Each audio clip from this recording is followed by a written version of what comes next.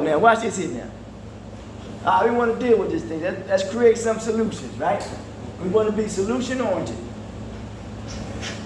Now, we talked about things that could possibly throw you off track, right? Right? It's a heck of a thing when a train is off track. Because when it runs into something, more than likely, it's going to tear it up, right? So, but we want to stay on track. But by staying on track, we want to monitor our progress. And we don't want nothing to, as I use a quote, we want to starve out distractions and feed our focus.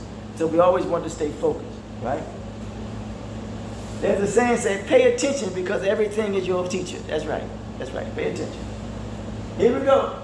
Death in the family, so we're dealing with death. We know that there's some sense of emotional attachment that you have with people who you care for. Because you have a sense of you depend on them. I'm not saying that they don't depend on you, but you depend on them. And however true it is, it says the source of all conflict is attachment. And sometimes you got to let stuff go. You know? But we know that grieving is a process. So this is a process that you got to go through and deal with. When it comes to family, and when it comes to emotional instability. Huh?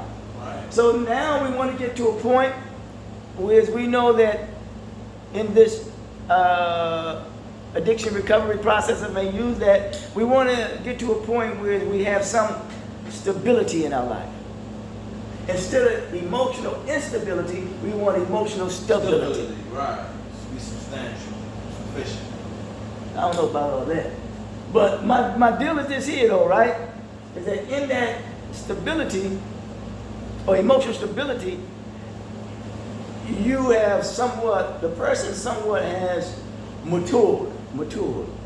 You're still you're not acting or reacting like a child. Right. True. Then stress comes into play. It says anxiety is the source of stress, or stress is the source of anxiety. See, my thing is social stress leads to mental pain, and mental pain leads to physical harm. What does that mean? That we all want to find our place of belonging. And when we don't find our place of belonging, and then when someone departs from us, that could further what? Stress us out. Right. And then we can use music. Certain music that we listen to may not be appropriate for us. Because that could bring you down and that could trigger you. So we got to be clear of that. And then certain people can do what? Can trigger you. And then now the thing is what? Bored. What makes you bored? Being an idol. Being what? Being an idol, nothing to do. There's always something to do, ain't it? When you choose to do nothing, then you're an idol. So it's a choice then. So it's a good playground for the devil. but now we saying that that's a choice. You're saying boredom is a choice. Yeah, it could be. Now let's be quite honest, dude. Some people get bored and some people may not get bored. I never look at it as a point of, at my age, that I'm, bored. I'm not saying I never, was bored, but I don't even use that term because I'm always doing something. And when you're not doing nothing, you feel bored. Not me. That's what I'm trying to say. I never even looked at it that way because I'm always doing something. What about when you're not? I say I'm always doing something. I cannot sit and watch the TV without be doing something else. Because I'm trying to analyze what's going on the TV, or I'm always doing something to try to improve upon my life and better my situation. Okay, that's understandable. Yep. So now, once we come to that point of what I just said, then we can what? Recognize. Huh? Right. And when you recognize something, once again, we talked about it earlier, talked about gratitude, and you got to have patience. If you're moving at a fast pace, some things you may not recognize. Right. But if you're moving at a slow pace, you can see things a little more what? Clearly. It's like the universe. The universe has an unfolding about it. Yeah, there's an unfolding about it. So as you unfold and as your dreams or your aspirations, whatever it is, your goals, as they unfold, you can see them a little more clearly. It's like when we're not on the substance, we're not as impaired. You can see shit more clear now. Recognize when you can see clear and when you cannot what? See clear. Even though that sounds like a contradiction because you can't recognize that which you cannot see. Right. Or if your vision is impaired.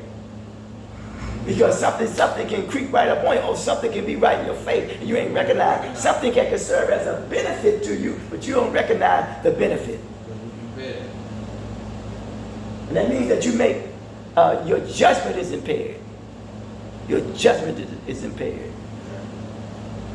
So you have to recognize when your judgment is being impaired, when you're under some type of intoxication, under some type of influence, that your judgment more than likely is going to be impaired. And when your judgment is impaired, then you can see how you're going to what? You're going to respond. Because I've learned that people only respond and but people respond and react based upon the measure of their value. The measure of how they value themselves. So if they don't value something, they're not even going to answer. They're not even going to respond. I'm talking about the way that they respond. Okay, I got you. The way that they respond. Now, once we understand when it comes to boredom, people, music, stress, emotional instability, death, and family, that which we recognized about ourselves when it comes to the decision that we make, Right. an impaired judgment, how we respond based upon or react based upon how the manner in which we value ourselves. Now we can see the warning sign. Okay, the warning sign. The warning sign. When you see the warning signs, then you can get to a point of knowing that there is an identity crisis that's going on with you. That can this is the stage where something can either strengthen you or weaken you.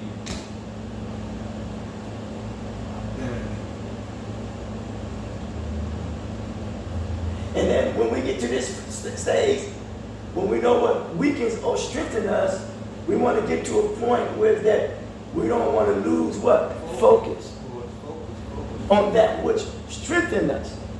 So now we want to make the transition of focusing on your strengths rather than your weaknesses.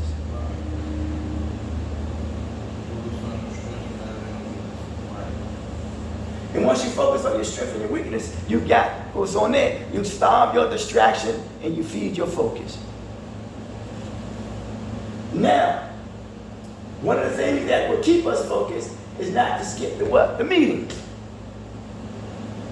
Skipping meetings. We don't want to skip meetings. Yeah. Right. We don't want to skip meetings. Because we need to go to them to build a strong support network system. We need to be around certain people that are somewhat of like-minded, that's going through, that went through similar things that you had been through. Right. You want to make connect because you want to strengthen your network system. Right. And strengthen your interpersonal skills, your interaction skills. Because that'll help you to help negotiate, navigate out there in the world. Your social skills. Yeah. And then, not to skipping meetings, because you want to minimize thinking about what? Substance use. Yeah. And once you minimize that, you would know how to deal with your emotional highs and emotional lows. That makes sense to you?